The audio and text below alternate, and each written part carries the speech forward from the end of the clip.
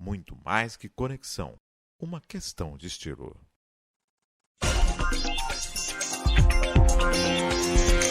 Virtual News.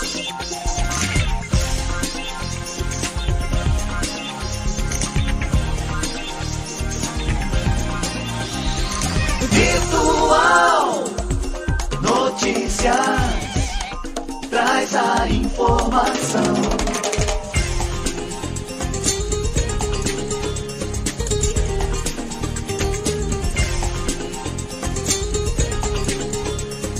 Virtual News. 9h mais 46 minutos. Um bom dia para você. Esse é o seu Virtual News desta sexta-feira, dia 26 de agosto de 2022. Sextou.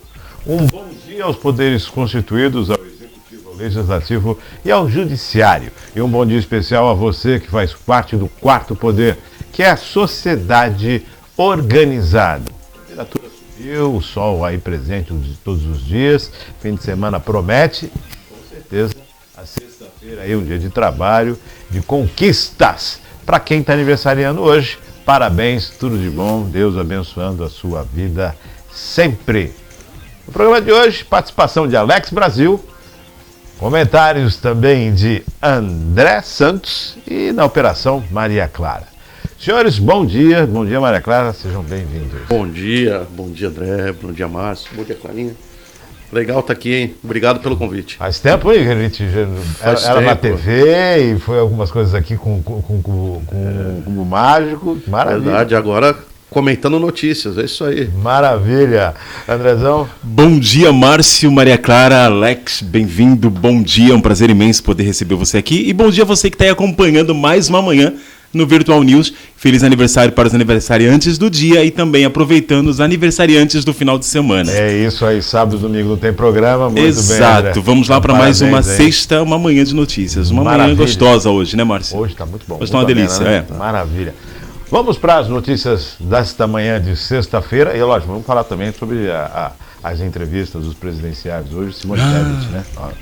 Para não passar em branco, a central nuclear da Ucrânia, ocupada pelas tropas russas, é desconectada da rede elétrica nacional. O primeiro voo tripulado da cápsula espacial da Boeing, era Starliner, né? Starliner, isso, está marcado para fevereiro de 2023. E dia 27, amanhã, é comemorado o dia do psicólogo. Central, essa questão da usina, que já vem sendo falada há algumas semanas, agora fica uma situação mais difícil, porque ela foi desligada do sistema, então a Ucrânia sofre agora com a falta de energia. E o medo, né, do superaquecimento ali dos reatores e uma nova Chernobyl aí não está descartada, então é a reação em cadeia bem mais embaixo ali. Então, a reação em cadeia de todo esse processo que está aí, essa guerra que já vem, como a gente estava falando, vem se estendendo há anos, né? E agora parece que não tem mais para onde correr e realmente esse conflito está aí dando as caras e realmente vai Estados ser Unidos mandou 3 bilhões de recursos para lá na quarta-feira, e essa coisa continua. A gente não vê paz nessa discussão. E o pior... A guerra está sendo alimentada, né? É isso que eu ia falar agora. E o pior... mais uma vez no cerne, no contratexto, né, do que está acontecendo, tá aí os dois maiores potências, mais uma vez se degladiando. E o pior, o mundo está acostumado, né? Abre o jornal, não, essa parte é da Ucrânia. Deixa eu ler outra coisa aqui. Está acostumado já com essa guerra. E a gente acabou entrando numa fase da coisa hoje, não só da guerra, né, mas de tudo. Polarizou também a guerra da Ucrânia, porque hoje a gente vê torcida para a Rússia e torcida para a Ucrânia. Mas não tem quem chega lá e fala assim, então, vamos tentar resolver isso aqui, senta os dois aqui, vem, fazer que nem faz na escola com a minha filha, senta os dois aqui, dá a mão, pede desculpa, vamos lá. Quem é que pode discutir? O que o povo vai O que você quer aqui, a Crimeia? Pô, não dá pra você emprestar a Crimeia pra ele um pouquinho aí? Vocês usam e dividem aí o que for, o porto é dele, mas... Pô, não. Divide o porto, duplica os portos. Mas é um assunto muito mais complexo, né? Que isso acho que seria muito fácil e simples se fosse sentar e falar o que você quer isso. É claro que numa mediação dessa magnitude, um ou outro sempre vai acabar perdendo. Mas existem mecanismos dentro da própria Nações Unidas que que limita, né, o poder dos países quando a situação toma uma proporção desse valor. Tem assim. uma questão, né, quando você fala em armistício, em rendição, em paz, que é feita uma discussão muito grande. Né? E eu remonto lá na Guerra Mundial. As mediações, quando na verdade. A França declarou guerra à Alemanha. Quando a França se rendeu, todo o espólio de guerra foi para os alemães, sem contar os pagamentos que tinham que ser feitos. Então, tem isso também na guerra. Sim. Né? Quem vai custear Quem toda vai a custear, perda quem dessa vai guerra, pagar, todos os custos? Culpa Exato. de quem, vai no bolso de quem? Tem isso aí. Então não é também. só terminar, é realmente ver quem vai arcar com todas as despesas As que foram despesas tidas você provocou, a para responsabilidade poder. Exato. sua, É, geralmente, quem vai indenizar. pela Carta das Nações, geralmente Mas quem paga é quem perde. Tudo isso diante Peguei da essa vida ainda. humana não significa nada. Né? É a sucumbência da guerra, né? Enquanto isso, vamos para Boeing, vamos para Vamos para o espaço. o espaço. Espaço. Vamos botar para o espaço, acho Tá fantástico. chata, vamos para o espaço. Vamos pro espaço. E sem piloto ele. E sempre... Que é uma tendência, né? Eu adoraria ter coragem de fazer um voo para conhecer o espaço, mas para mim ainda está muito longe. Eu não tenho nem vontade de conhecer. Prefiro ficar com os pés no chão. Então, é a curiosidade do espaço, eu particularmente sempre tive, né? Essa coisa de ver o que lá de fora, Não. como são as coisas. Mas, assim, a gente olha para o ser humano aqui de uma forma tão miserável em muitas das situações, aí você fala, poxa, uma viagem para o espaço, quantas pessoas eu não trago de volta à vida, né? Dá uma dignidade, né? Então, Quanto arroz com feijão a gente coloca, não coloca assim, na mesa de alguém, né? a gente está gastando 3 bilhões com a guerra e a fome em É. determinados países, a situação... É aquela coisa, né? Talvez não fosse o momento, né? Mas Essa evolução, quer dizer, bom, e o psicólogo, agora o dia do psicólogo, dia 27, 27, parabéns amanhã, né? a esses profissionais que depois da pandemia deram, parece que a sociedade enxergou mais esses profissionais os também. psicólogos, né? Acho que isso é importantíssimo. Vale muito ressaltar a extrema importância desses profissionais, ainda mais agora, né? Desses 2 últimos anos para cá e também para lidar com as situações do dia a dia, né? Porque a gente pensa, do dia a dia que eu falo assim, essa polarização dos assuntos que tomam conta dos noticiários e das conversas de esquina e das conversas das salas de casa, e às vezes o psicólogo também ele tá aí mais em voga, e eu acho que realmente vale a pena ressaltar, vale a pena parabenizar e que seja assim cada vez mais reconhecido, não só os psicólogos, como tantas outras profissões aí no nosso país. Perfeito. Eu preciso deixar um abraço muito carinhoso pelo dia, né? Tenho 4 pessoas que eu conheço que são psicólogas, assim, diretamente ligadas, né? Uma tia minha, que é psicóloga, que mora em Santa Catarina, chamo ela carinhosamente de Pintia. Pintia, O nome dela é Rita, ninguém mais na família chama ela de Pintia, só eu. E ela não me deixa chamar ela de Rita de jeito nenhum. Chama de Pintia. Se eu chamar ela de Rita, ela briga comigo. Eu falo, por que Rita? Tá com algum problema? É Pintia, pra ela. Tia Pintia. É Pintia. Rita, opa, é um gatilho. Doutora Maria Antônia, aqui de Cubatão, que me tratou, me ajudou muito. Tratou não, eu acho que tratar um termo acaba ficando um pouco pesado, né? Me ajudou muito com seus conselhos, com seu ouvido, com lencinho. Na hora que a gente chega no psicólogo, a gente sempre chega chorando, né? Então me ajudou muito num período difícil da minha vida. Doutora Carol, que é quem ajuda a minha esposa, ouve lá as lamentações dela. E a doutora Natália Assis, que é a irmã da Tati, do Cubo Mágico. Tá sempre aí também, a psicóloga nova. Legal. Mas é uma profissão muito interessante. Se as pessoas soubessem como é importante, às vezes, você procurar um psicólogo para resolver um problema que está só dentro de você, né? Eu quando fui procurar psicólogo, eu achava que eu tinha um problema imenso. Depois de 6 meses, eu acho, a psicóloga virou para mim e falou, então, você sabe que você não tem esse problema que você acha que você tem, né? Vamos trabalhar para você se livrar dessa impressão errada que você tem. Esse pertencimento que não é seu. Não, você não é isso, esse monstro todo aí que tá aí, que você tá falando para mim que existe, não tá aí dentro de você. Você tá achando que ele tá, mas ele não tá. Então o psicólogo ele trabalha nesse sentido, né, de pegar o monstro que você acha que existe dentro de você e falar, então, ou esse monstro existe e a gente precisa neutralizar ele, ou você está errado, esse monstro não existe. Tira isso da tua cabeça. né? Não vive com esse peso. A tua vida pode ser mais leve. E uma coisa que eu vejo que é muito importante, não querendo me alongar muito no assunto, depois da pandemia, a figura do psicólogo ela se torna cada vez mais importante, porque as sequelas do Covid, eu digo isso porque eu fui uma das vítimas que segurou na lâmpada, né? O pessoal fala assim, você viu a luz? Eu falei, não, segurei a lâmpada, né? Eu cheguei a girar a lâmpada ali e senti ela ficando friazinha. E você tem traumas que eles se assemelham ao pós-guerra, né? Então o negócio é muito complicado. Na época que eu fiquei na UTI, metade das pessoas que estavam comigo morreram. Então... É um momento que você para e... Você se questiona depois que você sai de lá, que você vê amigos seus morrendo, você fala, por que eles estão indo e eu não tô? São questionamentos meio que absurdos, né? Mas você não consegue entender porque algumas pessoas que você julgava que eram boas pessoas partiram e você, com os defeitos que você conhece,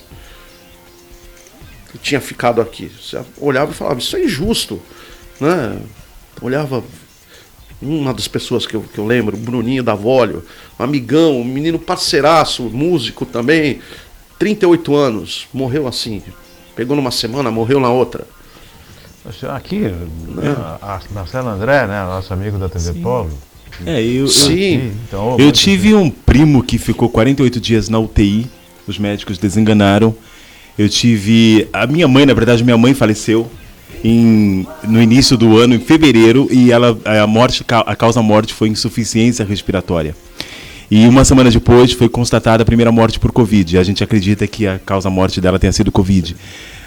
Minha tia faleceu, minha prima faleceu, todos na mesma semana. É muito complicado, é uma doença que realmente ela veio para chacoalhar de uma forma que a gente realmente não estava esperando. As perdas e a gente ter que lidar com isso, realmente, mais uma vez, não te cortando, mas realmente só para dar continuidade, a gente realmente precisa enaltecer esses profissionais que estão aí com a cabeça cheia dos problemas das cabeças da gente, né? Perfeito. 9 horas mais 58 minutos. Vamos para esta manhã de sexta-feira. Vamos lá. Ministério da Ciência e Tecnologia e Inovações e a Universidade de São Paulo anunciam investimentos. O Ministério, né, e a Universidade de São Paulo anunciaram investimento conjunto de 10 milhões de reais no projeto que pretende desenvolver órgãos compatíveis para transplante. A carta de apoio foi assinada pelo reitor da universidade e pelo secretário de Pesquisa e Formação Científica. Cada instituição fará o aporte de 5 milhões. Os recursos serão aplicados na construção do biotério suíno biomodular, visando a produção de órgãos para xenotransplantes. A previsão é que o local seja entregue em 6 meses. O Brasil é o segundo no mundo em números absolutos na realização do procedimento, atrás dos Estados Unidos. E cerca de 88% dos transplantes são realizados pelo sistema SUS. Mesmo assim, a fila de espera por órgãos é crescente. De acordo com os dados do Sistema Nacional de Transplantes do Ministério da Saúde, até julho de 2022, cerca de 59 mil pessoas estavam na fila para transplantes no Brasil. A maior parte aguarda por rins e córneas. Bom, tá aí a evolução, o pessoal investindo. Parabéns, né? Acho que sim, é o caminho, né? É o caminho. Mas se o ser humano também puder fazer esse ato de amor, né, doar os órgãos, ninguém é obrigado. Sim, cada um tem sua fé, tem a sua forma de entender as coisas, mas está aí. Às vezes você pode, depois de fazer a passagem, transformar a vida de outras pessoas, né? É meio importante isso aí, é solidariedade também, acima de tudo, humanidade. A gente pode chamar do que quiser, mas eu acho que você olhar para o outro e falar, não tenho mais o que fazer com isso aqui, independente da crença, né? Sim. Mas independente da fé que você tenha, nenhuma delas fala que você leva o corpo. Sim. Né? Você pode ser um bandista, você pode ser católico, evangélico, muçulmano, qualquer uma. Nenhuma delas fala, quando você morrer, você leva o corpo. Nenhuma. Ninguém vê caminhão de mudança, nem carro forte. Exato, Assim, você não leva mais o corpo? Não. Tem como isso aqui, que eu usei durante a vida. Isso eu digo com relação à minha crença, à minha fé. Tem como eu pegar isso aqui, que eu não vou usar mais a partir dessa risca daqui, pegar alguma parte, eu posso ajudar alguém? Tem, né? Eu morri o meu coração parou, né? Pô, meu coração parou, mas o meu fígado tá legal. Seria um milagre. Mas...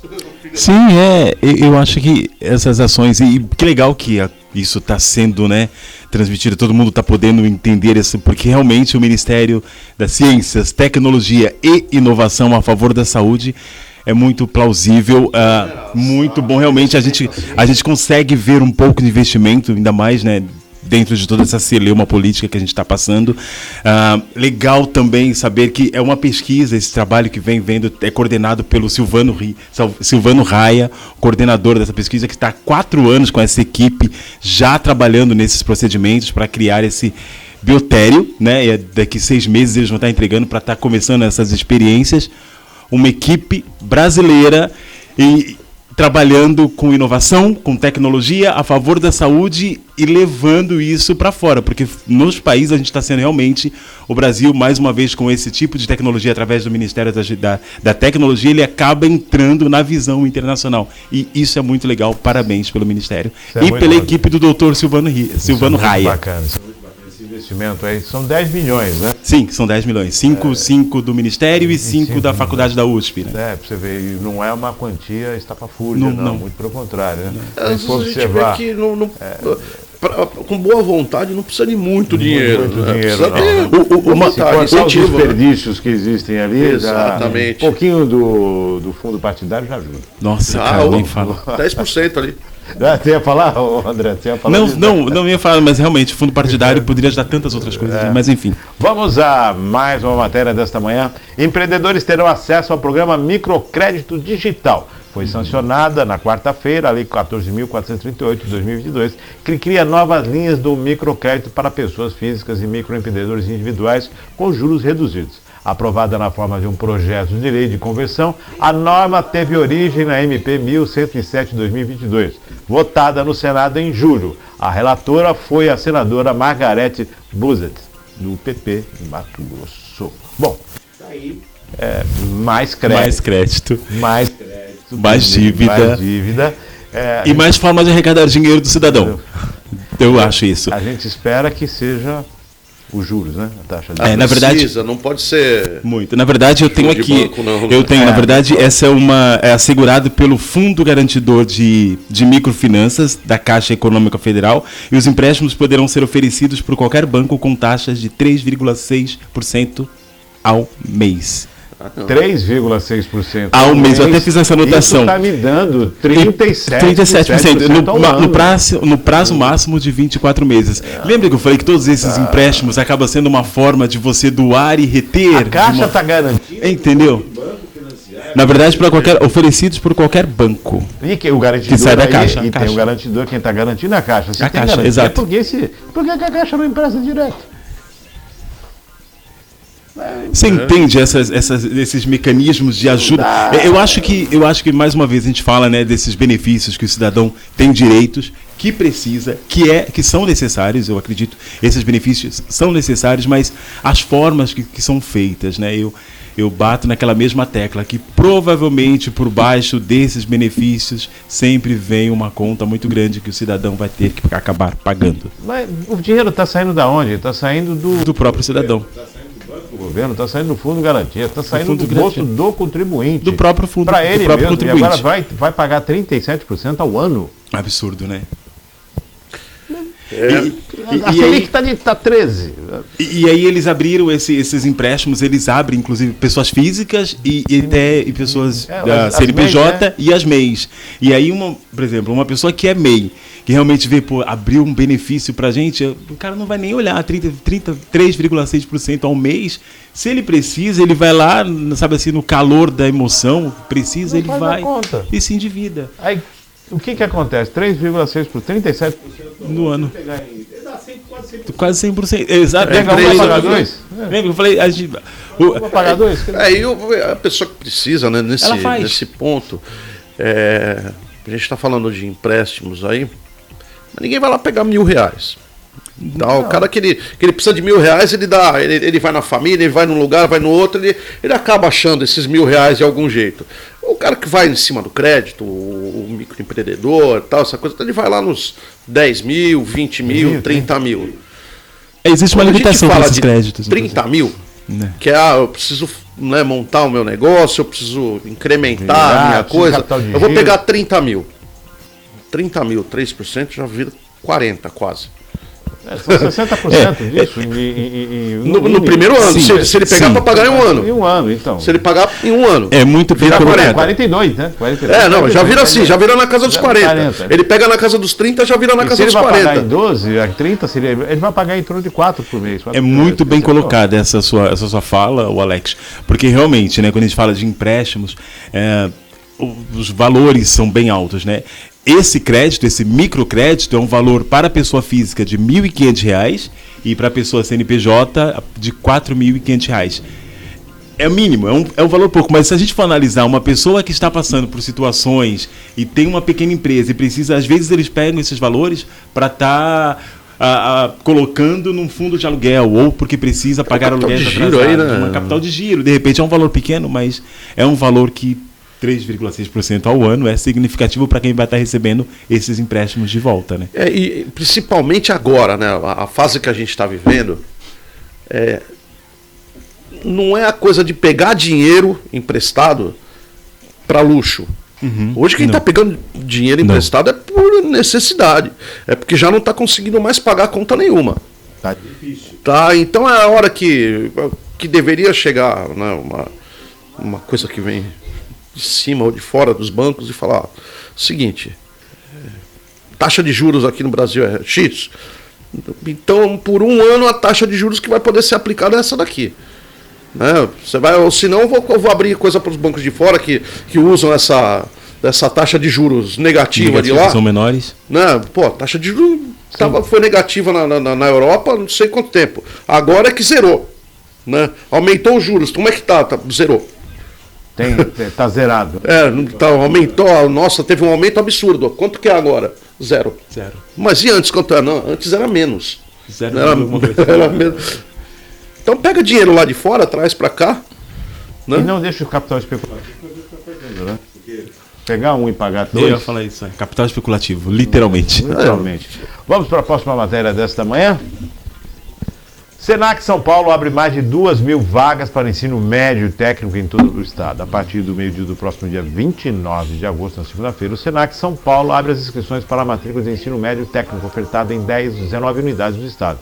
São mais de 2.000 vagas para estudantes clientes do ensino fundamental e para garantir a vaga, basta acessar o site do Senac São Paulo no dia e horário marcados para realizar o preenchimento do formulário online. Caso prefira, a família pode agendar uma visita diretamente na unidade mais próxima. O ensino médio técnico da instituição é o pioneiro e inovador, pois é oferecido desde 2019, já alinhado com as novas diretrizes da proposta do MEC de ensino, né? E lei número 13.415. Para que mais jovens tenham oportunidade de acesso a um ensino de qualidade e alinhado às demandas do mundo do trabalho, o Senac São Paulo dispõe de vagas para bolsistas, via programa Senac de gratuidade, além de descontos especiais para alunos ingressos de escolas públicas, irmãos de alunos já matriculados e dependentes de contribuintes da instituição. As oportunidades valem para todos os títulos técnicos oferecidos para este nível de ensino: informática, administração, multimídia e internet das coisas. Para o programa do Senac da gratuidade, basta comprovar renda familiar de até 2 salários mínimos federais por pessoa. Mais informações você pode obter no site da instituição, no site do Senac. É um curso pago. E por que nós estamos falando disso aqui? Por causa da gratuidade que pode ser alcançada por muitos alunos, né? A redução de custos e a gratuidade. Educação é investimento, não é despesa. E se você pode fazer um curso para estudar cada vez melhor e investir mais em você mesmo, ou faça. Conhecimento não ocupa lugar nenhum e não produz peso. Não, pelo contrário. Né? Você vai, quanto mais conhecimento, melhor. Então está aí a oportunidade de você tentar uma bolsa gratuita, de você tentar um desconto, de você buscar uma qualidade de ensino aí. Isso é natural, né? É a lei natural. Vale ressaltar, assim, parabéns por trazer essa informação para os nossos ouvintes e telespectadores que estão aí nas redes sociais. Esse é um tipo de ação que outras instituições também faz e as pessoas às vezes nem têm noção disso. Eu falo o tempo inteiro, a gente que trabalha com adolescentes, com público direto, a gente fala, nunca deixe de buscar a informação, o conhecimento. E hoje em dia existem esses mecanismos, essas instituições que oferecem bolsas, algumas oferecem cursos rápidos, eu falo o tempo inteiro, procura um site tal, procura a instituição tal, porque lá você tem a possibilidade de estar fazendo um curso tal, curso técnico, curso profissional, curso para melhorar as suas habilidades técnicas, tempo de 2 horas, de 6 horas, de 2 dias, de meses, de anos. E as pessoas se limitam a achar que os ensinos têm que ser sempre pagos e valores altos, quando na verdade não é bem por aí. Legal a gente trazer essas informações para as pessoas saberem que elas têm a possibilidade e capacidade de estar ingressando nessas instituições grandes no Brasil. Bacana, né, Alex? Eu sou muito fã do ensino técnico, porque assim, é bem notório isso. Quem sai do ensino técnico, ele sai sabendo fazer alguma coisa. Já sai já com... Se a maior parte dos adolescentes que saem do ensino técnico, do SESI, do Senai, das escolas técnicas que existem, do que for, eles saem sabendo trabalhar. Né? Então, se sai sabendo trabalhar, ele arruma emprego. Né? Cara, a faculdade não te ensina a trabalhar. Eu fico impressionado com isso. Assim, por que eu sou tão fã do ensino técnico? Não que a faculdade não sirva para nada. A faculdade é muito importante. Mas a faculdade ela tinha que te ensinar a trabalhar. É que na nossa geração aqui, o ensino técnico ele tinha essa função, né? E de uns anos acabaram tirando os diplomas do ensino técnico, era aliado ao ensino médio. Né? Então você saía, o que eu vou fazer? Não, eu vou fazer informática, eu vou fazer pintura, eu vou fazer desenho mecânico, vou fazer alguma coisa. Então aí você tinha a passagem pelo ensino técnico, né? E arquitetura, você tinha passagem pelo ensino técnico e você saía dali com uma profissão. Você saía dali, você bem disse, já buscando lugar no mercado, depois eu vou fazer a faculdade. Vou fazer um curso de instrumentador. Isso. Não, já saiu daqui. Já corria. Já corre ali na Petrobras, já tinha emprego. Né?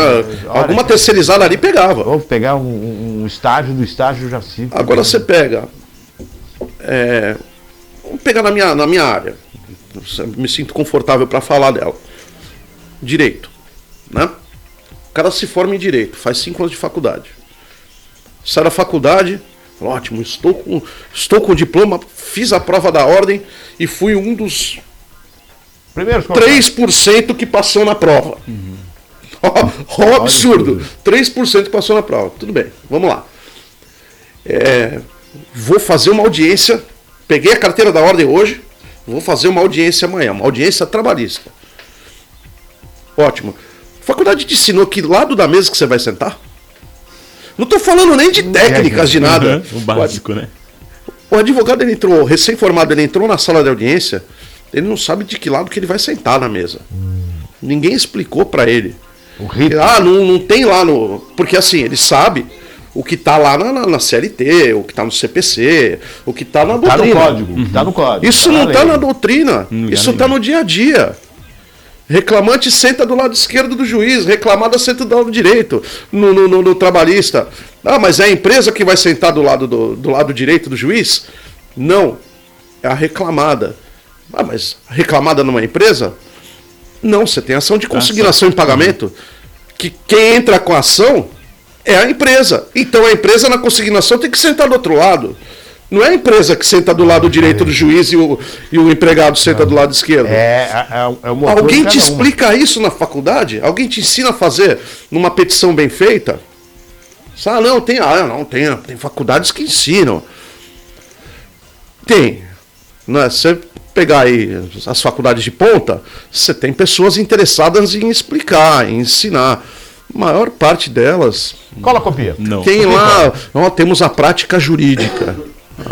A prática jurídica de faculdade é a prática jurídica da faculdade falhando no que ela tem que fazer e aí tentando passar para o advogado que é experiente a parte tem que ter estágio.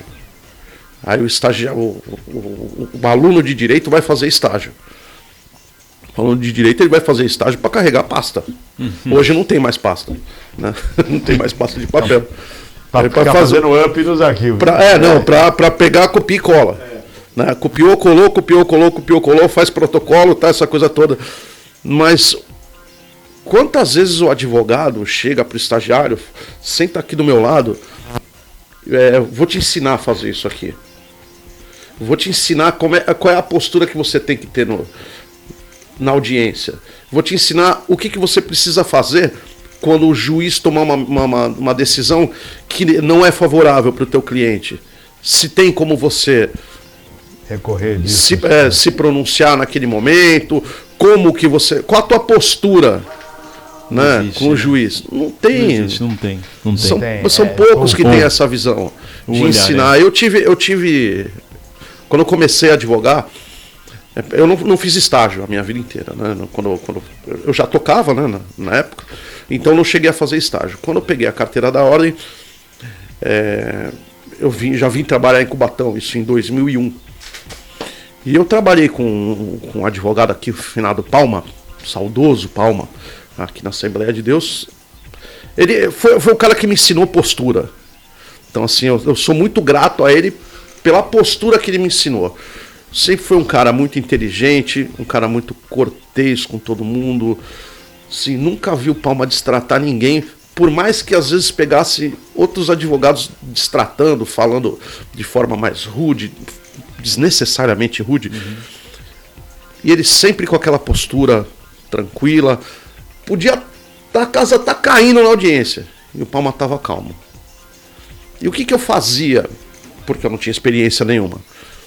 Tinha uma audiência 1h da tarde. Eu chegava pelo menos 5 audiências antes da minha.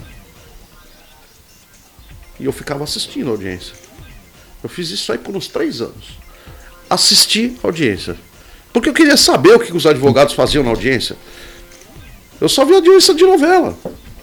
E aí eu fui ver depois, né, que a audiência de novela, ela não tem nada a ver com o que a gente faz aqui. É ficção, né? A audiência de novela realmente é um trabalho de ficção. É o júri na ação de divórcio, né? E aí a gente tem que explicar agora que não tem júri no divórcio. Vale ressaltar esses benefícios dessas instituições e a possibilidade de todas as pessoas estarem continuando os seus conhecimentos. O Alex tocou num ponto muito interessante que é o estágio. Vamos falar disso aqui mais vezes. Uhum. A questão do estágio. Perfeito. Vamos à próxima matéria desta manhã de sexta-feira. Mutirão de emprego nesta sexta-feira em São Vicente. Oferta de 360 oportunidades de trabalho aos interessados que devem comparecer no Centro de Convenções na Avenida Capitão Luiz Pimenta, 811, no bairro do Bitaru, das 9 às 16. São necessários RG, CPF e comprovante de residência. O Mutirão de Emprego é uma realização da Secretaria de Desenvolvimento Econômico do Estado de São Paulo em parceria com a Prefeitura de São Vicente. Estará à disposição o serviço de orientação e encaminhamento para vagas de trabalho, inscrições para cursos de qualificação profissional, acesso às linhas de crédito para empreendedores e atividades de saúde, a vagas para pessoas com deficiência. Serão disponibilizados no local o serviço do posto de atendimento do trabalhador, do PAT, do Banco do Povo, oficina de cursos de qualificação profissional, do Via Rápida, Poupa Tempo e Sebrae. Tudo isso está acontecendo agora em São Vicente, 360 vagas aí, oportunidade de emprego. Então, se você está desempregado, está empreendendo, precisa de um auxílio, precisa de um norte aí, ao momento lá em São Vicente, é para toda a região, então dá um pulinho lá, leva os documentos necessários, vai lá, participa. O que você tem a perder, né? Você não tem nada a perder. Exato. Então, é o governo do estado fazendo a ação e você tem que aproveitar esse movimento, né? E comparecer lá e, deixa eu ver o que eu posso. Onde é que tem a vaga de emprego para mim aqui? De que forma eu posso melhorar? Quais os cursos de qualificação que vocês estão me oferecendo? É a oportunidade do cidadão fazer valer a pena o imposto que paga. Exatamente.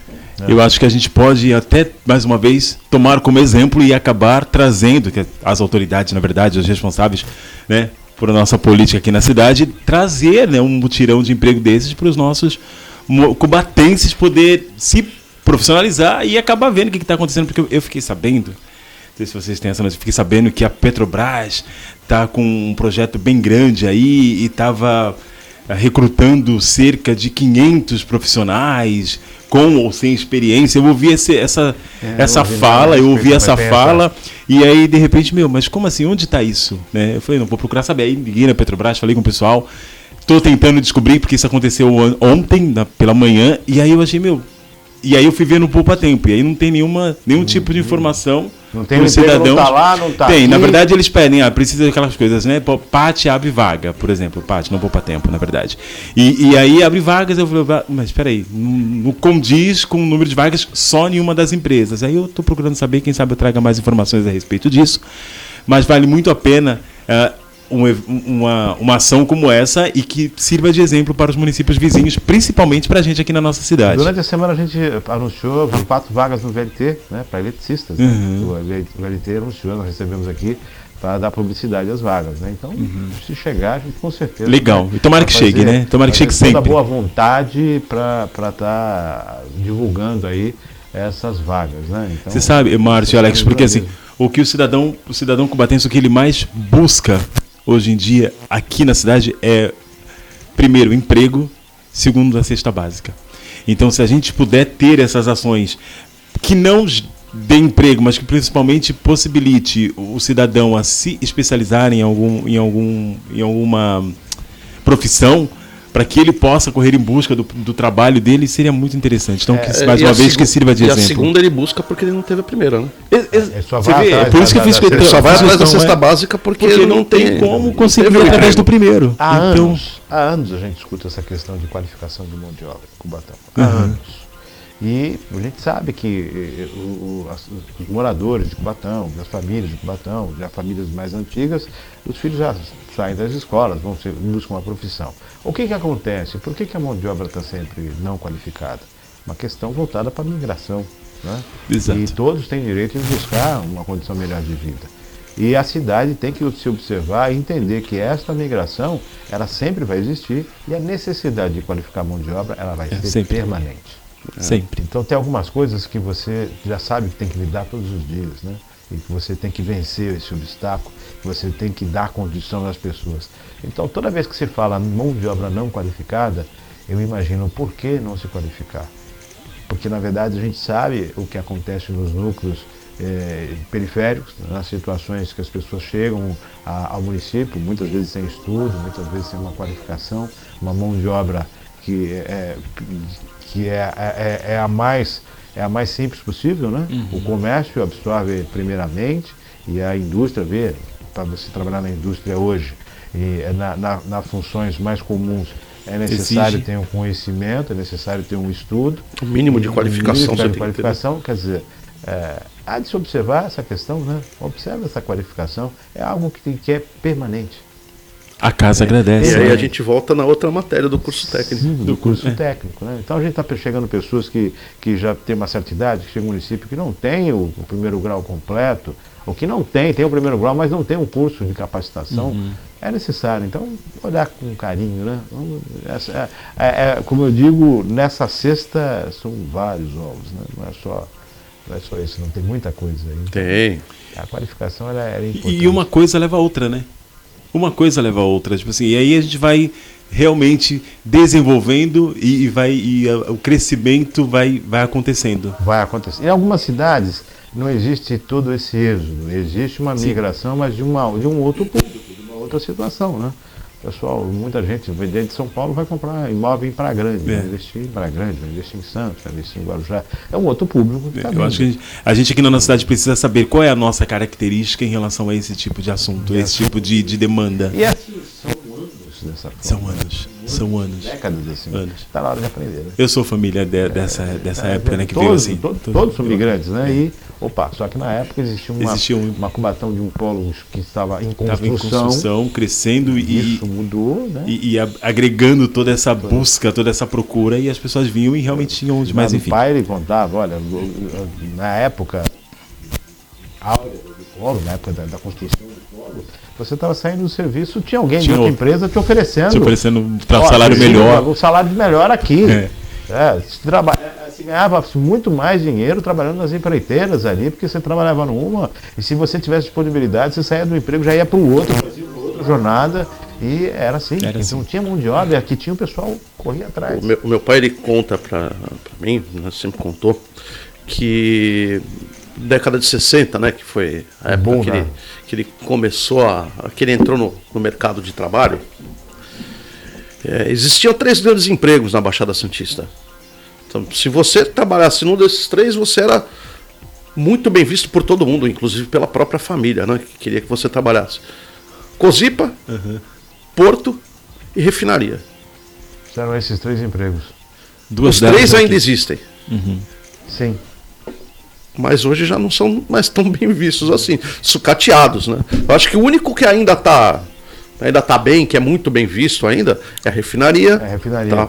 Mas a gente olha... Né? A função de uma estatal. Os Minas hoje, além de ela... já não é mais o que era. E o Porto de Santos, tadinho. A tendência agora, a indústria 4.0 é a redução de empregos, né? A adequação, otimização de produção, redução de emprego, qualificação ainda mais do profissional. Porque vai automatizar muita coisa, Sim, né? sim. Eu vi esses dias, o pessoal teve na Holanda, tem um porto na Holanda que não tem nem motorista no caminhão. Totalmente automatizado. Totalmente A gente está automatizado. discutindo aqui aumentar a qualidade, o tamanho da boleia do caminhão para dar qualidade para o motorista. A China está tirando o motorista já do caminhão, né? Mas assim, você tira o motorista dali, Mas você tem que colocar ele em outro lugar, porque assim, para aquele caminhão ele não tem inteligência artificial. Sim, né? Por mais que seja automatizado, existe Você precisa o ter alguém trabalho humano, a operando. função Mas humana operando. Aí precisa qualificar. O que aconteceu com os cortadores de cana-de-açúcar, quando se automatizou a poda da cana, a colheita da cana, essa mão de obra, o que aconteceu com ela? Sim. Acabou. Acabou. Então, O boia fria acabou. quer dizer, houve essa mudança? A gente sabe que- Vários vão ficar pelo caminho, independente Isso, da mudança ter um ou dois trabalhando Mas por a trás, mas a maioria maioria vai ficar pelo caminho. Sim. Então é bom se especializar. É por isso que a gente fala de qualificação. Qualificação sempre. Né? Vamos à próxima matéria. Santos estudará projeto para troca de frota por veículos elétricos. Santos vai estudar o projeto para descarbonização da frota do município, ou seja, a troca de veículos poluentes pelos modelos elétricos. Nesta quinta-feira, o prefeito Rogério Santos participou de uma videoconferência com responsáveis da CPFL Piratininga para conhecer o projeto experimental adotado pela concessionária de energia elétrica na cidade de Indaiatuba, no interior do estado. A gente quer sim replicar para a cidade. Temos o compromisso com a ONU para a redução na emissão de carbono e queremos descarbonizar a frota santista. Não somente a pública, a das concessionárias, mas também incentivar as pessoas para que comecem a adquirir carros elétricos, disse o prefeito. Além de estimular a troca de veículos, a ideia é também estudar a incentivar a criação de postos de recarga pelo município, explica o prefeito. O custo do carro elétrico ainda não é dos mais acessíveis, mas a gente vê uma demanda por eles e o poder público tem que estar antenado com esse processo. Também acompanhar a reunião dos secretários do Meio Ambiente, Marcos Libório, e de Serviços Públicos, Wagner Ramos, e o presidente da CT de Santos, Antônio Carlos Silva Gonçalves. Visão, administração de Estado, política de Estado, é isso que a gente sempre fala. Você está no agora, mas você Pensando vê o no futuro. Você trabalha, opera o problema agora e projeta a solução para ele no futuro também. Já existiu o trólebus, né? Não estão reinventando a roda. Só estão mudando Eu as pegava formas. trólebus quando era pequeno, 4 sim. Então, não se tinha, não está se reinventando a roda. Está se orientando, falar, peraí. Está se Agora, atualizando, a né? questão é, nós temos uma situação de crise de fornecimento de energia. Então nós estamos preparados para isso? Opa, tem que aumentar a qualidade, a quantidade, a oferta, né, de energia elétrica no operador do sistema. Parece que é uma pessoa, né? O operador do sistema. E aí, se todo mundo resolver colocar trólebus na sua cidade, seguram? O sistema mantém? Eu acho que é complicado, mas eu nem parei para pensar por esse aspecto que você está colocando. Eu fui por um outro caminho, uma outra linha de raciocínio das mudanças nas relações e o que a tecnologia tem a ver com tudo isso. E eu acho que realmente é muito legal essa pauta, eles estarem sentados à mesa para discutir, porque realmente é o futuro.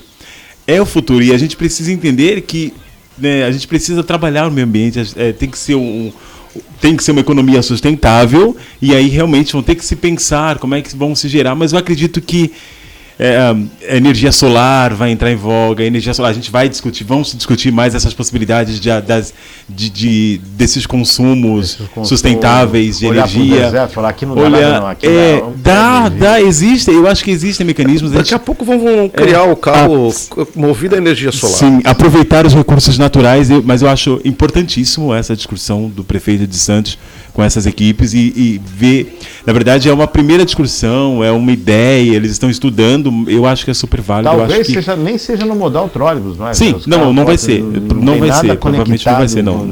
Já a conexão provavelmente vai ser a bateria. É a bateria grande que carrega no UAU, não sei das coisas. É o que já tem, né? Existe uma projeção dos Estados Unidos que até 2035 não vai existir mais frota emissora de poluição. Então eles querem até 2035. A Europa também está nessa vibe. Até 2035 só não vai ter mais ronco. Aliás, as discussões. Aliás, as discussões em torno disso. Eu fazer isso só com moto já. Não tem ronco de moto. Aí não passa aqueles caras com escapamento. Não tem. E as discussões em torno disso é realmente para tentar fazer com que o país esteja dentro desse bojo de até 2030, acho que é 2035, está realmente sem gases poluentes na atmosfera. Você falou das motos, né? De repente também está vindo uma moto elétrica também. Eu acabei falando uma coisa de brincadeira, mas vamos pensar daí a 50, para 2050 a gente ter carros com energia solar. Sim. Eu acho que é. É que assim, não é interessante para o setor de combustíveis, né? Ou para o setor elétrico, ou para qualquer outra coisa. Outro setor. Mas um carro que recarrega automaticamente durante o dia. Você tá no sol. Ninguém vai querer. E ele tem uma autonomia de 300 km, que nem tem o carro elétrico. O carro elétrico ele tem uma autonomia de 300 km. Então você consegue carregar na tomada de casa.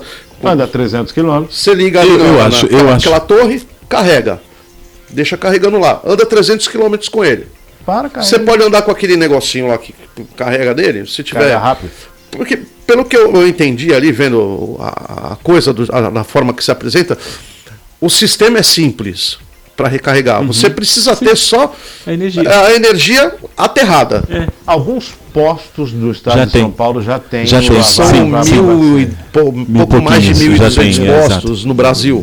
Entendeu? E 40 e poucos % estão no estado de São Paulo. Mas eu acho, Alex, que não vai demorar, Alex e Márcio, eu acho que não vai demorar muito para essa tecnologia estar realmente agregada ao consumo dessas energias de forma solar. Bacana. Com certeza, eu acredito que não está muito longe da gente, chegar nesse caminho. Os desertos, né, de outra forma. Opa, peraí, sim, isso aqui, na verdade, não é para não dar nada. Isso aqui gera realmente energia, gera. Dinheiro, Dá né? para aproveitar. Tem gente que reclama do carro elétrico e fala assim, mas esses carros não têm potência. Tem potência, sim. Não, que não tenha mesmo. Você não precisa fazer um carro que vá com velocímetro até 220, quando você tem limite de velocidade na cidade. 50, e aí 40. Quando eu falo de limite, eu não falo do limite que a lei impõe. Eu falo um limite lógico. Você não precisa andar dentro de uma cidade que nem Cubatão a mais de 50 km por hora. Então nós estamos vendo uma série, Pior que tem. de reconstrução de veículos e tudo mais. O carro elétrico foi de 0 a 100 em 7,8 segundos. Tá parecendo eu quando subo na balança. 0 a 100 0 a 100 rapidinho. Assim. Quer dizer, mostra que tem potência. Mas é o que você falou, ninguém está nas ruas da cidade para correr, né? Mesmo porque tem velocidade ali.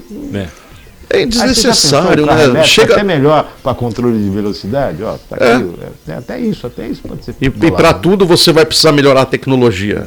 Perfeito. Avançar na tecnologia. Né? Os carros cinzenta. orientais vão chegar mais fortes nesse ponto daí, porque pensam muito na tecnologia. Você pega, a divisão é bem clara, né? Carro alemão, mecânica, carro americano, conforto, carro oriental, e aí quando a gente fala de oriental, esquece aquela coisa que só a Toyota, né? Só o japonês fazia. Qualquer carro oriental hoje tem tecnologia. Qualidade tecnológica, né? Sim. E assim, Lifan, Toyota, qualquer tudo. Cara. E a ideia é avançar. Muita tecnologia. Está aí para ser usada. Vamos para a próxima matéria desta manhã de sexta-feira. Em turnê de despedida, Skank faz última apresentação em Santos. Após 30 anos de história, da banda Skank chega ao fim. O anúncio foi feito em 2019. Em 2022, eles viajam pelo Brasil, dando continuidade à turnê de despedida, que teve início em 2020 e foi interrompida pela pandemia da Covid-19. Se o fim vai durar para sempre, a banda não confirmou. Mas é bom garantir o ingresso para o show em Santos, que deve acontecer no dia 23 de setembro, no Blue Med Convention Center, na Ponta da Praia. O Skank estreou nos palcos em 1991 e com a mesma formação até hoje. A banda rodou os palcos de vários festivais ao redor do mundo. Foram ao todo 9 álbuns de estúdio, 3 ao vivo e cerca de 40 hit singles. Agora a banda segue caminhos separados na música e na vida. Chegando ao fim, o Skank, né? Pode retomar ou não. Mas para uma geração que acostumou ouvir Ouvindo o Skank. estilo do Skank, né, que ele veio numa trajetória aí de buscando um espaço com um estilo totalmente inovador, né? Os mineirinhos mandando bala na música. Era uma época que ainda surgia alguma coisa diferente. Independente de gostar ou não do estilo, Sim. Você pegou o Skank surgindo com uma proposta diferente. Charlie Brown Jr. aqui veio com uma proposta diferente. Jota Quest, aquela Quest na mesma. Então faz tempo que a gente não vê uma coisa coisa nova, né, surgindo, estourando. Tem coisas novas assim no cenário da música, não tão originais assim, mas Tem muita coisa descartável, né? É isso que eu ia falar. Na minha visão, né, assim, não sem nenhuma autoridade no assunto, mas eu acredito que realmente existe muitas coisas novas, mas se a gente for analisar o que realmente é uma coisa nova que a gente consiga colocar na balança e ver com o que acontecia no período dos anos 90 e final dos anos 80, realmente... Eu posso ser crucificado, mas tem muita coisa, a maior parte é mais comercial do que artístico. sim, hoje o artístico o artístico hoje está em segundo plano. O comercial, surge alguma coisa, aquela coisa meteórica. Comercial, TikTok, estourou no TikTok, Caneta viralizou. Nossa, exatamente. Caneta Viralizou, não precisa ter qualidade, precisa viralizar no TikTok. like, Caneta Azul virou candidato a deputado. Aí Vai ser deputado. E aí vai. Vamos à Mas é uma próxima pena. matéria. Sim, agora nós vamos falar sobre... Nós vamos finalizar falando sobre o Cubo Mágico. O advogado está aqui, mas o baixista também. O baixista também. Mas durante a semana a gente está acompanhando as entrevistas, né, no Jornal Nacional, na Globo, a respeito dos presidenciários. Várias críticas sobre a formatação, o jeito com que lidam com os presidenciáveis e o conteúdo das entrevistas, que a expectativa era muito grande para falar de um Brasil que vem pós-pandemia, né? E isso a gente está vendo que não está acontecendo, mas a casa não é minha, né? Então, cada um lá em Roma como os romanos, então... mas fica aqui a opinião de vocês, já foram 3, né? Foram três entrevistados, né? E agora hoje a Simone Tebet, que encerra aí essa sequência de entrevistas. No meu modo de pensar, quando a emissora definiu que apenas as pontuações mais altas na pesquisa que teria oportunidade de falar, já começa, na minha opinião, começa aí uma distinção indevida. Afinal de contas, não é porque você não tem um percentual muito grande de votos, é que você não tem ideias, ou então o teu posicionamento não pode ser salutar e você não possa apresentar uma solução para um problema que é de um país. Você apenas não teve condições, não foi lhe dada condições para poder falar a respeito, para poder divulgar as suas ideias. Então, quando você suprime essa pessoa e dar condições, como é que você luta pela democracia? Como é que você pode falar de democracia se você tirou todo mundo? A maior parte das pessoas a oportunidade de estarem falando. Então, achei. Já começa, eu já não vejo democrático. Eu já vejo uma imposição quanto a pesquisas eleitorais. E não se trata de pesquisa, se trata do direito de todo aquele que postula ser candidato, foi garantido a ele o direito de ser candidato, a oportunidade de ter voz. O que ficou meio claro nessa... Eu confesso que eu não assisti nenhuma delas. Tá? Mas não por questão política, uma questão justa, boa. Minha filha está em época de apresentação no balé e o balé dela acaba na hora que está começando a entrevista, então não dá para assistir. Então assim, não tem como. A pequena está com 8 anos e está voando no balé. Maravilha. Gosta do balé, entrou no jazz agora, vai ter apresentação de final de ano, aí a apresentação antecipou 2 meses. Aí a professora falou, olha, então agora a gente vai ter que sair a sexta, sábado, domingo, feriado. E tá ela num ritmo maluco com 8 anos. Ela tá com o mesmo ritmo que eu. Só que eu tô com 40, vou fazer 48, ela tem 8. E ela ama de paixão isso. Mas por conta disso eu não consegui assistir nenhuma das entrevistas. Mas para mim o que ficou claro foi o seguinte. A gente tem a primeira e a segunda via, que isso daí já está limitado desde o começo de que a coisa apareceu. E agora eles só estão tentando sinalizar quem vai ser a terceira via. Né? E aí fizeram a entrevista com os 4. Sim. A primeira via, a segunda via e os 2 da terceira via. Então a terceira via o povo vai escolher. Quem é que vai tentar tirar voto? Do Bolsonaro ou do Lula? Ou vai ser o Ciro ou vai ser a Simone Tebet. Um dos 2 vai tirar voto. Quem vai definir a eleição, na verdade, não são os 2. Quem vai decidir a eleição é essa terceira via. É Ciro ou Simone Tebet. Porque é quem vai tirar voto para ir para um dos 2. Exatamente. O voto da rejeição, né? O voto do indeciso, não voto aqui, não voto ali. Aquele voto da rejeição. Porque tá polarizado, né? Eu não voto no Bolsonaro de jeito nenhum. Mas do Lula eu também não gosto. Aí o cara fala, eu vou anular meu voto. Não. Você tem mais aí, uma dezena de candidatos. Aí eu te pergunto, aí no final, a terceira via, se não se viabiliza, levanta no segundo turno e fala, eu vou apoiar fulano. É bem isso. Não adianta muita coisa. Você fica entre o rochedo e o mar, né? Sua vida de marisco está sempre complicada, né? Sempre muito difícil. Sempre complicado. Eu confesso que eu fiquei polvorosa, como a maioria realmente polarizou, e eu queria ver como ia ser, principalmente por essa Bolsonaro e Globo. A gente sabe que existe uma briga contundente ali entre os 2, principalmente com o William Bonner. Né? E eu achei que, tipo assim, perdeu-se um pouco a qualidade do profissional que é o William Bonner em relação ao Bolsonaro. Eu não gosto muito, mas realmente perdeu-se um pouco o profissionalismo do grau de qualidade do William Bonner em relação à entrevista com o Bolsonaro. Acredito que o Bolsonaro me surpreendeu, não em relação a respostas, porque não acredito que ele respondeu, eu não vi respostas, mas realmente ele me surpreendeu pelo fato dele se conter. Ele foi um cara que pela primeira vez eu consegui vê-lo, ele estava vermelho, tenso, ele queria, mas ele se conteve. A cola na mão. E realmente eu achei fantástico. Acho que estava escrito naquela cola. Calma. Toda vez que alguém perguntava... Colômbia é de Sobran, que estava escrito, né? As coisas que estavam escritas ali, mas enfim. Eu acho que realmente ele conseguiu se conter, mas foi muito vaga a entrevista, foi jogo de teve muita pessoalidade. Personalidades foi. Em todas elas. Em todas. O do Ciro, eu também vi, mas assim, eu achei... Não estou defendendo o Ciro. Eu achei que ele foi mais coerente, talvez por não ter essa pegada. Se for por mim, pode defender à vontade. Eu gosto muito do Ciro. Ele foi muito coerente com as colocações dele. Eu achei, tipo assim, as ideias um pouco alusivas e muito ilusórias.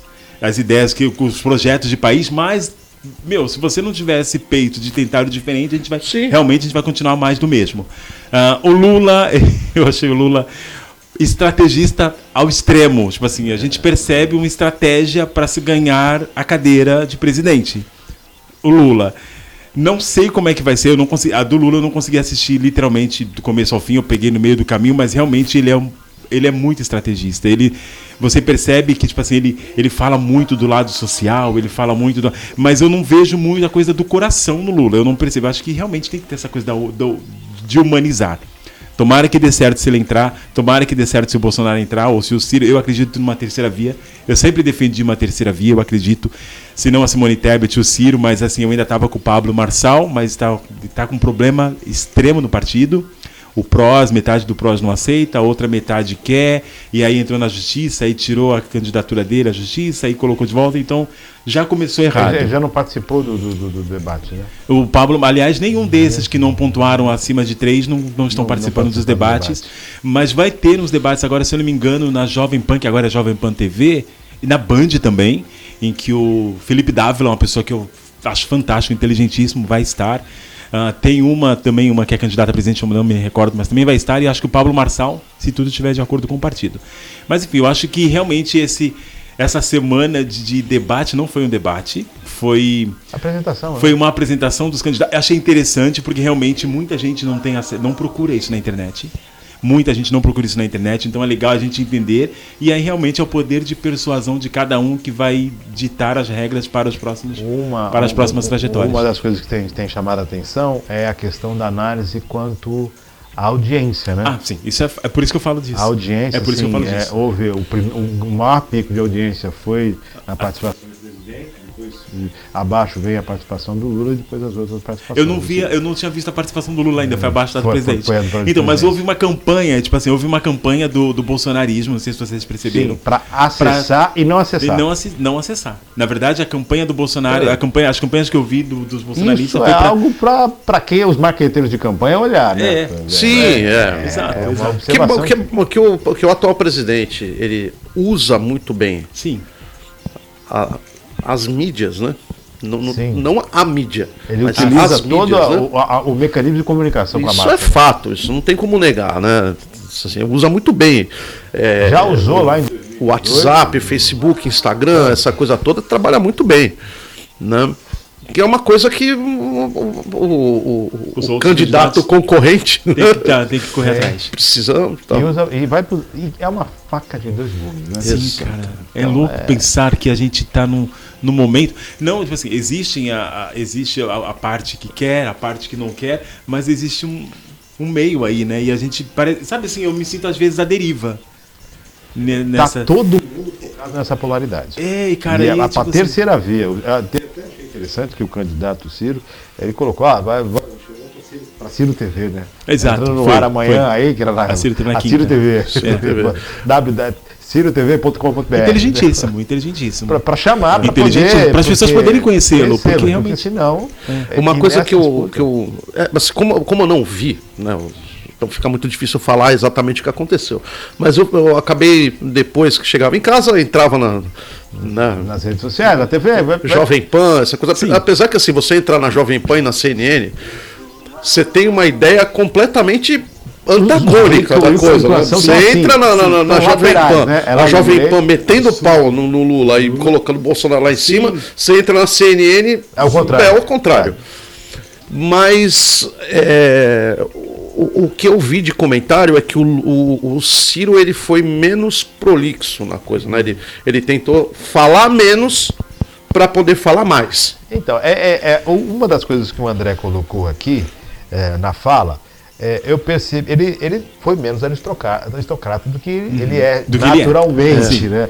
E essa falácia aristocrática, esse vocabulário, ele acaba sendo um pouco mais distanciado das classes populares. Né? Então acho que de repente, peraí, deixa eu falar de uma forma não tão aristocrata, deixa eu falar de uma forma mais popular, que é isso que ambos estão falando. Tanto Lula quanto Bolsonaro fazem. Mas eu vi uma entrevista do Ciro há uns 20 dias atrás, mais ou menos, com a Andréa Sadi na Globo News. Né? E assim, eu fiquei uns 30, 40 minutos assistindo essa entrevista dele, sabatina também. O cara fala muito bem. Você vê as ideias dele, por mais que as ideias sejam assim, você para e fala assim, cara, é difícil de fazer isso. Mas ele te fala da ideia e ele te fala como é que ele vai fazer isso. Como pode ser possível. Como é possível. O legal do Ciro, que eu acho fantástico no Ciro, é essa característica que ele tem de transitar, como você fala, das falas polidas, das falas mais populares. Ele tem essa facilidade em transitar com diálogos e com ações nos dois extremos. Eu tenho uma ressalva quanto ao Ciro, porque assim, realmente é a característica do cearense, do Nordeste. Tipo assim, eu vou generalizar, mas sabe aquela coisa do capitão do mato? Eu acho ele muito autoritário e talvez acho que ele precise entender onde encontrar essa flexibilidade. Eu falo isso porque eu gosto muito do Ciro, gosto muito dos outros que estão aí nessa jornada, nesse caminho, tentando a presidência. Mas eu vi uma entrevista do Vivier Gregório, na verdade do Gregório é um do Gregório do Vivier, ele é um ex-comediante, agora ele faz umas pautas bem interessantes sobre movimentos políticos, e aí ele fez uma piada com uma fala do Ciro e houve um lance na época que o Ciro era ministro e tal, e o Ciro não gostou e houve uma faísca alta ali entre os dois, e aí o Ciro tem um programa na internet, chamou o do Vivier para conversar, e o do Vivier não tinha, eu percebi, né, a gente analisa, né, a gente começa a prestar atenção, o do Vivier não conseguia falar porque o Ciro não deixava, e quando ele falava era para impor as falas do Ciro, e o Ciro não aceitava, e eu percebi ele meio tipo assim, autoritarismo demais, talvez eu esteja enganado, e eu comecei a acompanhar mais o Ciro, porque foi a primeira entrevista que eu sentei de 2 horas e pouco, eu prestei atenção em tudo. Comecei a olhar outras coisas, e realmente ele tem essa característica de autoritarismo, em alguns pontos, principalmente quando a conversa não está indo de acordo com o que ele espera, eu percebi, talvez... Ele precisa, na minha visão, ele precisa entender que ele vai ter que... Ele não fala de alinhamento, né? De alinhamento político quando ele estiver lá dentro. Ele fala muito do plebiscito. Ele fala muito dos votos de plebiscito. Fantástico. Eu acho legal essa do governo coletivo com a população, mas existem os meios termos, tudo tem que ser muito bem desenhado. E aí ele reclama quando essas colocações contra o que ele pensa são colocadas. Ele não aceita muito. Então a minha única ressalva quanto ao Ciro, eu acho que eu vou ver hoje a Simone Tebet, que eu acho ela inteligentíssima também, eu acho ela fantástica, mas realmente é aquela coisa, eu já acho que ela é para uma outra classe, eu quero ver como é que ela fala com a classe mais popular, para poder entender como é que ela pode vir e puxar essa terceira via pro lado dela. Sim. Por ser mulher, mulher. E por ser a única nessa briga, né? Assim, a única que eu digo, a única entre os que estão lá em cima, entre a popularidade do pessoal. Só para dizer o que eu quis exemplificar essa questão da democrata, uma coisa é eu virar para o indivíduo e falar: o senhor é uma pessoa de ancas opulentas e flácidas. E outra fala: pô, é bunda mole. Então, são coisas exatamente, né? Entendeu? Então, é mais ou menos isso. Sim. Então, essa é a situação. Tem hora que você precisa ser mais povão também, né? Povão. Então, eu acho que ele vai começar a melhorar na hora que ele entender não tinha o Lulinha Paz e Amor? Sim. Então, Cirinho Paz e Amor, eu acho que vai fazer mais sucesso do que o Dr. Ciro. Dr. Ciro, perfeito. Vamos ver o que nos espera nessa jornada de menos de 40 dias, 30 e poucos dias. Para as eleições. Dias começam hoje as propagandas políticas na TV, né, no rádio e TV. E aí agora a sua TV vai ser tomada por inserções e o pessoal falando com você aí. Vão parar a minha novela para falar de política. Na hora que você sair da novela, aparece. Não acredito nisso. Aparece. Lamentável. 10 horas mais 53 minutos. Alex Brasil com a gente. André Santos, Maria Clara na operação. Cubo Mágico, a gente fala aqui do que vai rolar no fim de semana, né? Cubo Mágico, como é que tá? Cubo Mágico tá, graças a Deus, tá trabalhando bastante. Hoje, posso fazer o jabá? Tá. Hoje, Muxa Breja em Santos. O Rafa vai brigar comigo, porque não é Muxa Breja, é Mucha Breja. Ele fala, não, Muxa não. É Mucha Breja. Então, só Mucha Breja em Santos hoje. Country Bar aqui em Cubatão amanhã. Country Bar ali na Vila Nova, ali nas Nações Unidas. Mucha Breja atrás dos clubes em Santos. Então, os dois a partir das 11. Música dos anos 80, quem não conhece.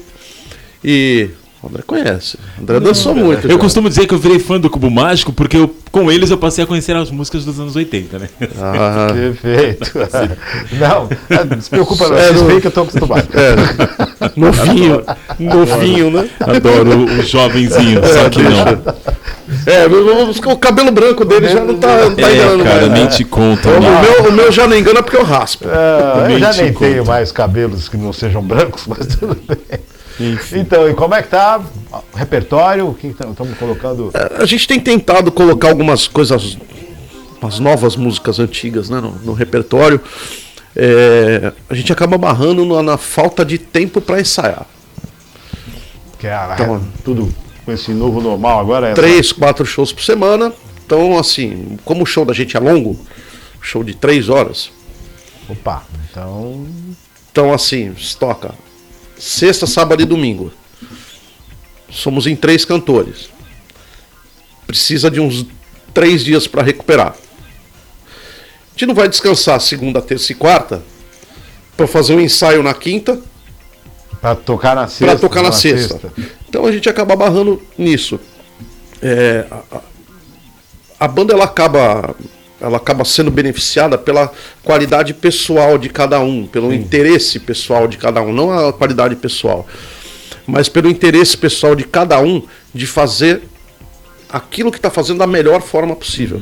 Então tá todo mundo muito comprometido com o trabalho que é feito na banda, então todo mundo quer fazer aquilo ali. Então o que a gente faz? A gente não tem tempo para ensaiar, mas a gente não vai tirar música nova? A gente vai tirar música nova. A gente combina.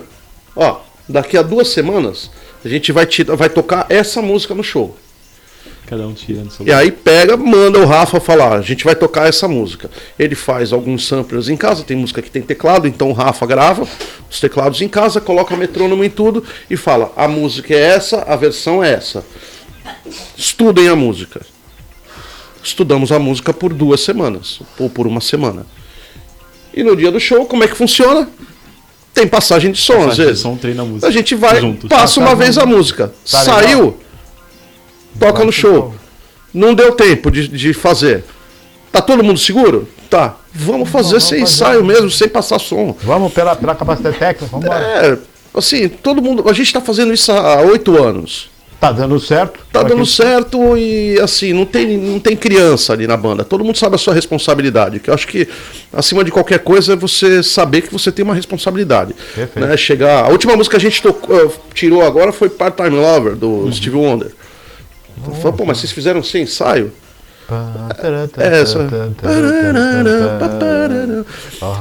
Fizemos sem ensaio, porque não deu pra ensaiar.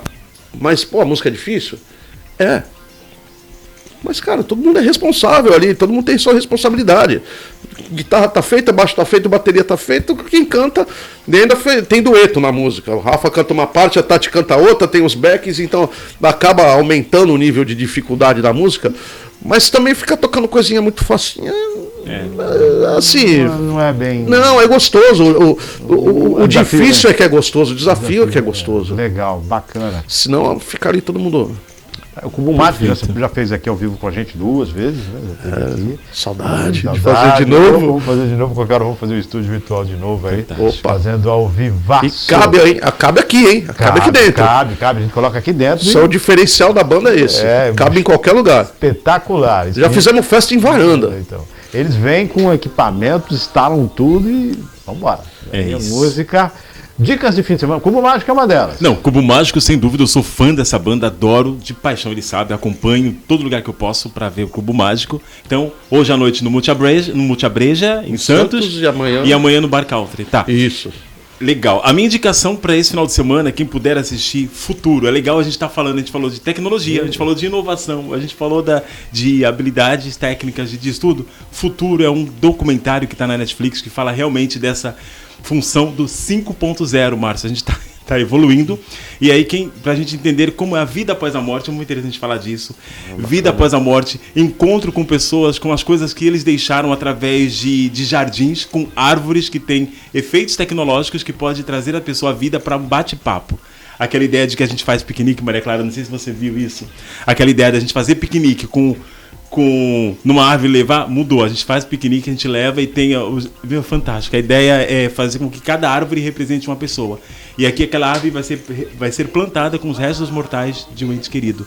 É muito legal. Quem puder assistir Futuro, gosta de tecnologia, gosta de inovação e que é uma coisa interessante e diferente do comum, Futuro é uma boa pegada. Maria Clara, uma dica para esse fim de semana?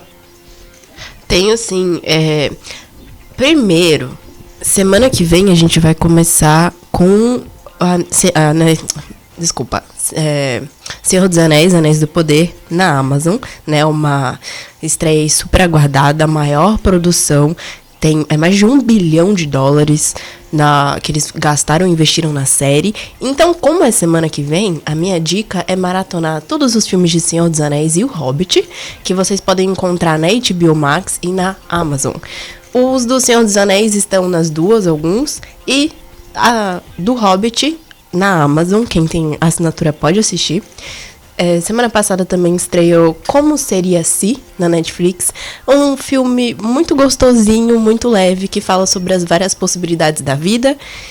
E, além disso, vocês falaram muito sobre estudos e tudo mais, né, oportunidade gratuita, bolsa. A Fundação Estudar, ela promove todo ano uma seleção de candidatos para fazer com que estudantes brasileiros estudem nas melhores universidades do mundo com bolsa moradia e também das mensalidades e de outros custos. Então, uma grande oportunidade aí, fiquem atentos, porque estudar em universidades de ponta no Brasil de graça é possível e também ao redor do mundo. Eles têm uma rede de líderes em Harvard, no MIT, enfim, pesquisem, e Fundação Estudar é uma ótima oportunidade para todo mundo.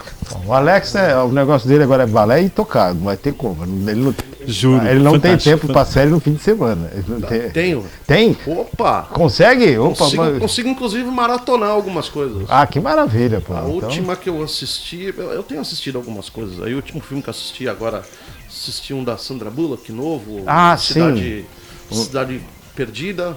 Gostei bastante. Assisti Top Gun Maverick. Eu não assisti o Top Gun. Sandra Bullock tem um que ela sai, ela fica presa durante acho que 40 anos, 20 anos, uma coisa assim, acho que 20 anos. Não vi, né? E ela sai, espetacular o filme, vale a pena assistir. Você lembra o nome, Maria Clara? Eu não recordo agora. Tá na Amazon? Na HBO ou na Netflix, né? Eu não recordo agora qual era a plataforma da Sandra Bullock. Eu vou falar na segunda-feira. Imperdoável Netflix Imperdoável. Vale muito a pena. A última série que eu assisti agora foi uma série que fala sobre o PCC. PCC? É uma série muito interessante que fala sobre como surgiu a história toda, assim, lógico, não querendo enaltecer. Não é uma apologia. Uma organização criminosa, longe disso. Mas é muito interessante você ver o porquê que surgiu, como surgiu, como se dá. A forma de atuação deles ali, entre eles, a organização deles, né? É muito interessante como documentário. Assim como o documentário do Pablo Escobar foi muito interessante. Sim. Né? O documentário da Daniela Pérez também foi muito interessante. Então, os documentários aí. Eu adoro documentário, é muito bom. A dica, então, se você tem as dicas aí da possibilidade desse fim de semana, esse fim de semana vou fazer diferente, né? Os filmes e as séries sempre nos remetem a uma observação interior, né? Ter o outro como espelho e começar a observar as ações no seu dia a dia, na sua vida, o que você faz realmente e como a sua vida pode afetar os que estão ao seu redor de forma positiva ou não. As suas ações, as responsabilidades sobre essas ações e o reflexo no seu dia a dia. Como amanhã é dia do psicólogo, tire um instante para ficar na sua solitude, sozinho com você mesmo e entender você como ser humano e principalmente a sua conexão com o divino. Dê esse tempinho para você e aí garanto que com certeza você vai encontrar uma pessoa muito interessante no seu interior e vai melhorar sem dúvida tudo que está ao seu redor. Essa é a dica. E depois volta pro filme. Vamos assistir que vale a pena a gente desopilar um pouquinho, né? Bom. É isso. 11h03, agradecendo a Alex Brasil, agradecendo a André Santos, agradecendo a Maria Clara e agradecendo sempre a sua audiência, desejando um espetacular fim de semana para você. Tudo de bom, fique com Deus. Daqui a pouquinho o programa está à disposição no site e também no canal no YouTube. Até segunda-feira com mais um News.